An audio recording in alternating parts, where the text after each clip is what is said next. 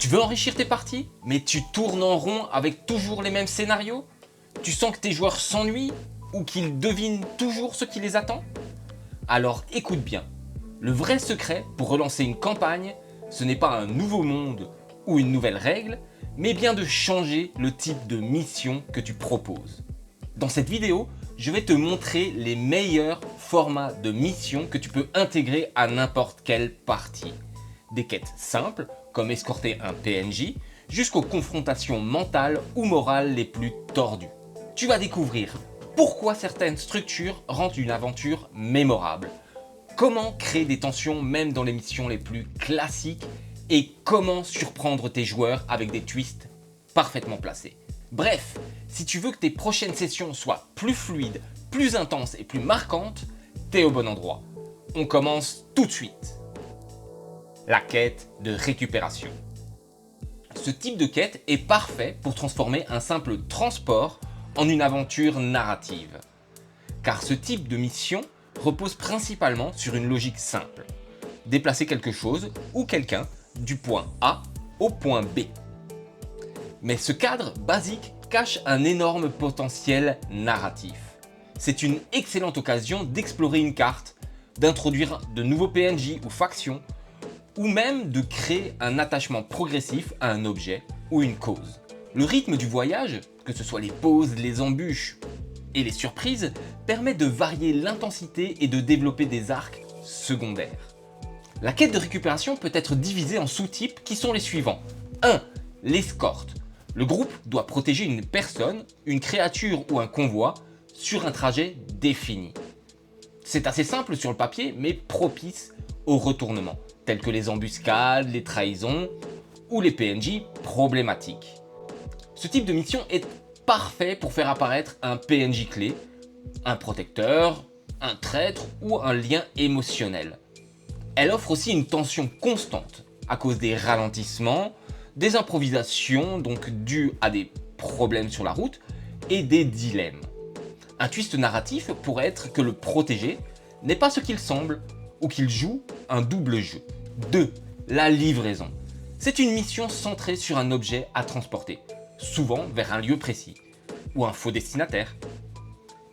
Cette mission est idéale pour poser des enjeux mystérieux. Un contenu inconnu, un objet maudit, peut-être un vol. Cela ouvre la porte à l'obsession. Que contient le paquet? Pourquoi est-il si convoité? Que se passe-t-il si on y jette un petit coup d'œil?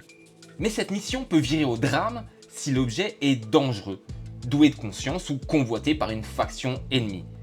Ce type de mission est parfait pour introduire une géopolitique locale ou faire surgir un conflit plus vaste. La quête de découverte. Elles permettent de faire de la curiosité une mécanique centrale de ton jeu.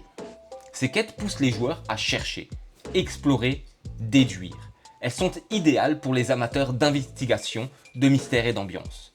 Elles enrichissent l'univers, donnent du poids au lore et créent une vraie interaction avec le décor, les PNJ et les événements passés. Elles permettent aussi aux joueurs d'être proactifs, de poser des questions, d'émettre des hypothèses, de devenir des acteurs de la narration. Tu peux les combiner avec d'autres types de quêtes pour créer des arcs complexes et profonds. La quête de découverte, elle aussi, se divise en différents sous-types. 1. L'enquête. Un crime, un événement étrange ou un comportement suspect. Tes joueurs devront remonter une piste. Ce genre de quête nécessite des indices bien pensés, une bonne gestion du rythme et de fausses pistes. Elle est idéale pour tester les capacités de déduction de tes joueurs et créer des retournements de situation. Un twist possible est que les joueurs deviennent eux-mêmes suspects ou découvrent une vérité qu'ils préféreraient ignorer. 2. Le lieu mystérieux. Un endroit que personne n'a exploré ou dont personne n'est revenu. Chaque pièce, chaque recoin raconte une histoire. À tes joueurs de la déchiffrer. Elles peuvent contenir des énigmes, des pièges, mais cette quête est très bien adaptée si tu veux faire des révélations sur l'histoire de ton monde. Un twist possible est que le lieu est vivant ou change selon les actions des joueurs. 3. L'intrigue. un réseau d'événements, de PNJ ou de factions. Il faut démêler les liens pour les comprendre. Ce type de quête nécessite une structure claire mais non linéaire, avec différents points d'entrée. Elle a une forte dimension politique ou sociale, parfois même morale. Un twist serait que l'un des alliés des personnages joueurs en est l'architecte ou le prochain pion. 4. La maîtrise. Ici, les personnages joueurs doivent comprendre et maîtriser quelque chose. Une magie ancienne, une technologie oubliée ou un artefact. C'est une quête où la connaissance est récompensée, mais le prix peut être lourd. Elle est parfaite pour faire monter la tension progressivement tout en approfondissant le lore de ton monde. Un twist possible serait que ceux qu'ils maîtrisent, les maîtrisent à leur tour.